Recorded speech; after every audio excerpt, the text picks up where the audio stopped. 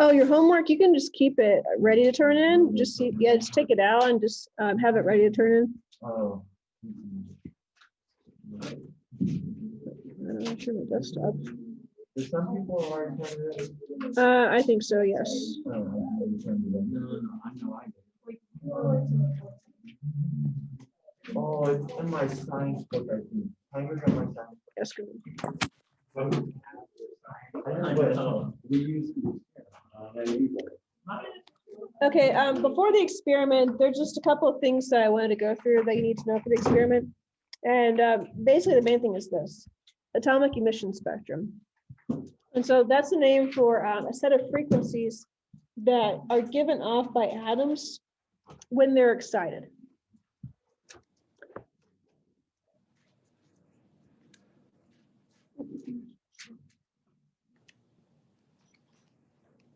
So that picture is pretty blurry. Could you close the blinds back? That might be easier to see it. Oh, it's in your book too? Okay. What page is it on in your book? Page 144. Yeah, it's a little bit clearer in your book.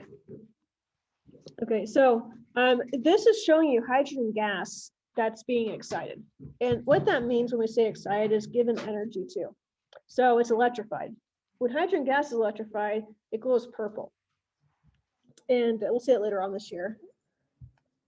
And when that happens, the purple light that's emitted, you can take a prism and split the purple light into actually 3 color bands, 4 color bands, that is. You can see them down there. You have this purple, blue, lighter blue, and red color band. And that's like a fingerprint. Every element has a unique color band spectrum that it emits when it's excited. And so if you don't know what the element is, you can heat it up and see it glow or electrify it. And the light that it emits, you can then put through a prism or in a machine that can analyze it. And that bands, the bands of colors you see, will be unique for each element. And you can identify it based on the color bands you're seeing. So each element has its own fingerprint of color bands that it emits when it's excited. And today we're going to do the same experiment. You're going to take different elements, put them into a flame, and see the different colors that they emit in the flame. And you can identify elements. It's not perfect because you would need a machine to give you the exact color bands to know for sure what element it is. But you can identify it in this lab because I'm going to give you 6 elements that I'm telling you the names of. And there's one that's unknown. And the unknown one will be one of the 6 ones you saw before. And so based on that, you can identify the unknown element because it'll be one of the ones you've seen. So when electrified or heated up in a flame, electrons give off energy, and that's called being excited. So electrons basically jump around when they're excited. They jump between orbitals, and as they jump around, they give off energy. And energy they give off is a form of light. And so when things glow, you're seeing electrons giving off energy as they jump around.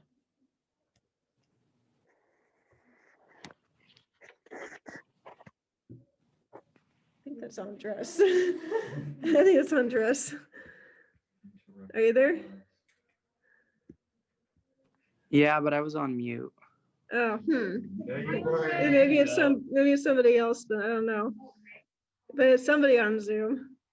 Anyway, that was weird. Maybe we have a stalker on Zoom. This be me and Andres right now. I don't know. That's weird. Zoom can be weird sometimes. Okay. Everybody have those down? So each element has a unique emission spectrum, as I mentioned.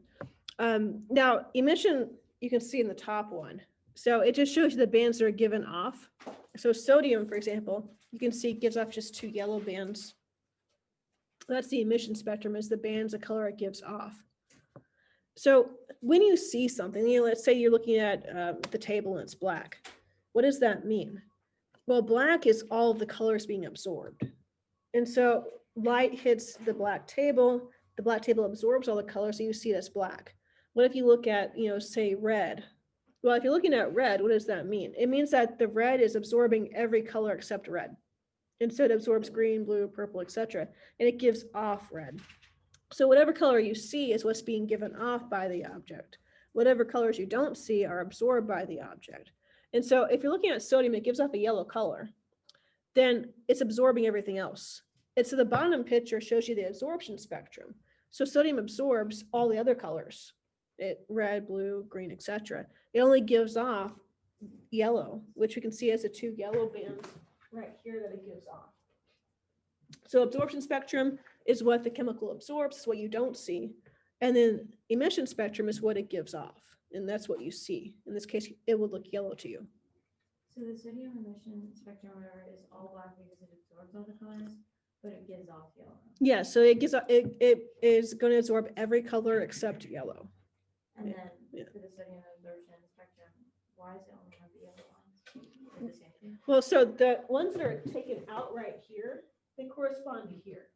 And so sodium would not absorb that and that. It gives off those two. And everything else it absorbs. So emission spectrum is the lights that are given off. That's what you see, the color that you see. Absorption spectrum would be everything else that you don't see in each band of color. So every element has a unique absorption spectrum and a unique emission spectrum. It's not continuous. What that means is that you only see bands of color. You don't see a wide range of colors. You just see these little discrete bands of color. Like you just see in here 2 bands of yellow being given off. So because of that, because you only see a distinct wavelength given off, that's evidence that electrons are jumping between energy states. And that it's kind of like stairs. You're either on the first step or the second step. You can't be in between steps. Because if you think about what your feet have to be on one step or the other step. Now that you can have one foot in the air, but the other foot has to be on a step, or you're going to just fall. And so if you're on the stairs, you have to be on a step. And that's kind of what they're saying here too. The electrons have to be at one level or the next level. Like climbing a ladder, it's the same exact thing. If you're climbing a ladder, your feet have to be on a rung of the ladder or you're going to fall off. So electrons behave in a similar way. Okay, so that is it as far as the notes go. Let me go ahead and exit out Zoom and we're going to do the lab. So for those who are at home, you won't have any homework. I guess I don't know. It'd be hard to. I don't know. I guess I could turn it around. Maybe we'll see how it looks. I guess we could try it. Okay, so let me see if that would work.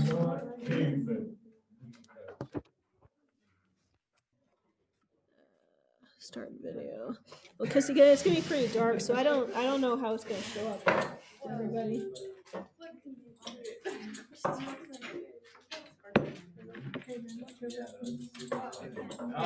Well, we'll see how that works. Okay, so let me go through the chemicals with you all what you're doing. Let me go ahead and turn the lights on. Hey, Andres, what's up? You better be jealous. We're doing experiments. You're not. I think the screen needs to point down a little bit. Screen needs to be pointed down a little bit like that. Okay. No, I felt like you're jealous. All right, now let me go through the chemicals that we have on here.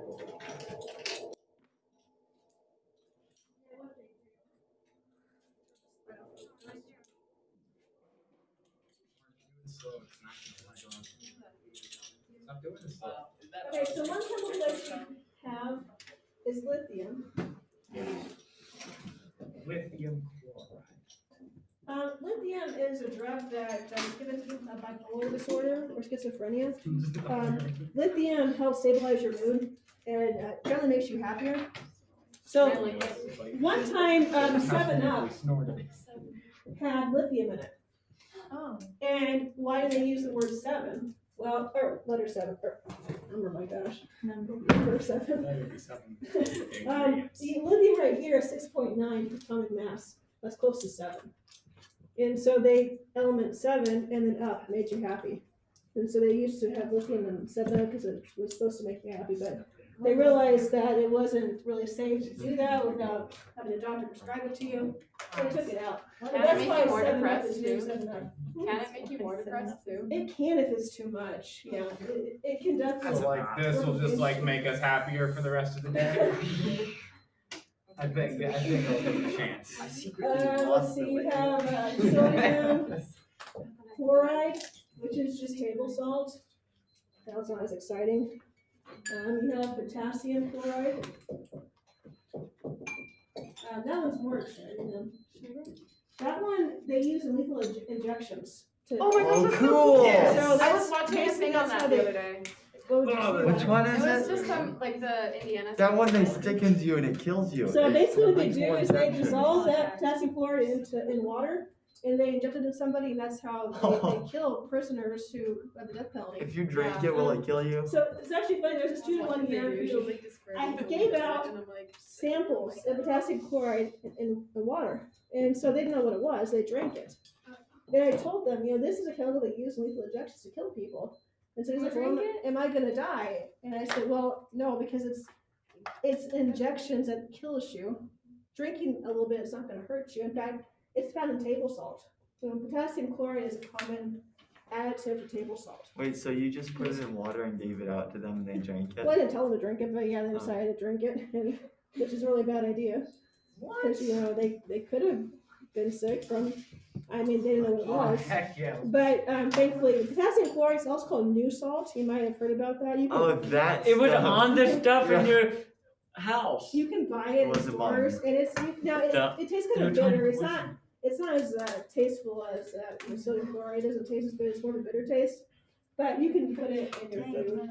So in small amounts is fine. It's only dangerous if you inject it into your body in large amounts.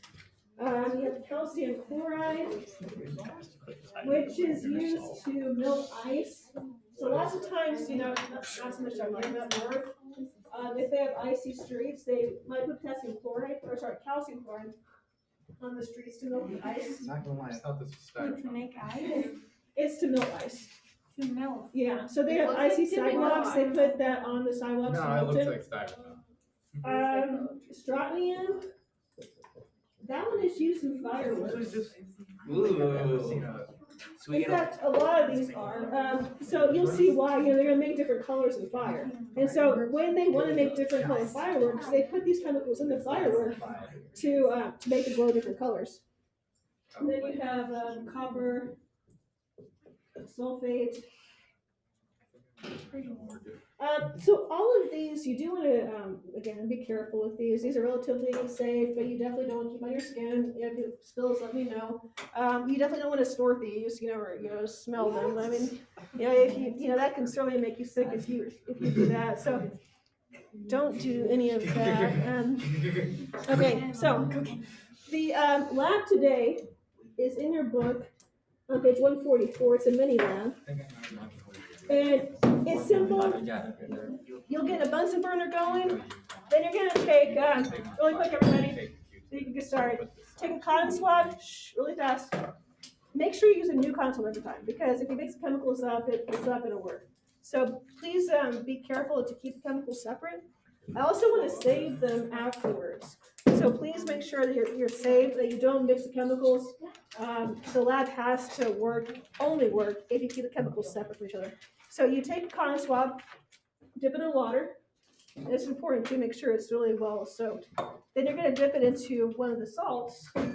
So cut it in that chemical, just one chemical. Put it into the flame, and you're going to see a change in the flame color. If you don't, give it a little bit of time. If you still don't see a color change, maybe get some more salt on it.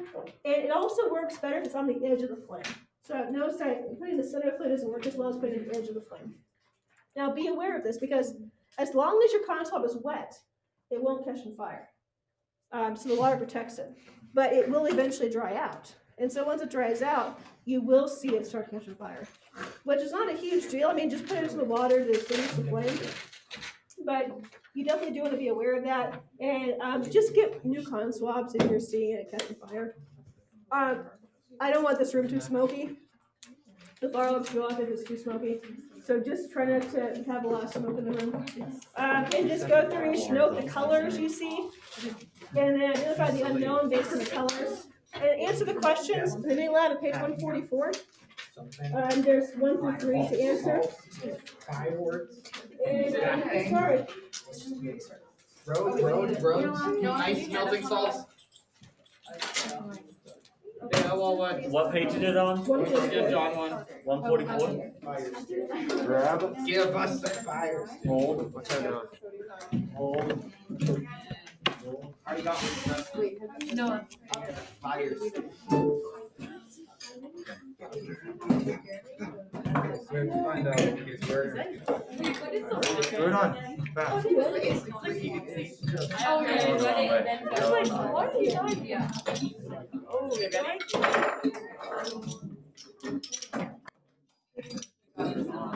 Now remember, don't touch the mic. Wait, start it? Let's rock this Careful party. with the flame. Turn the light on. Ready? The light. Okay, what one is that? No clue. Well, this one glows orange.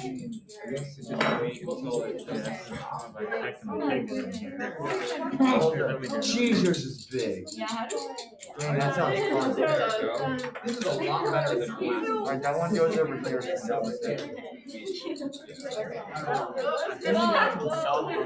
Wait, can I put it on the end?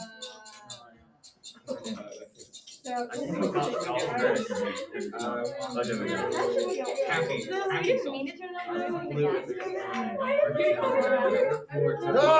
No. It goes right there. Yeah.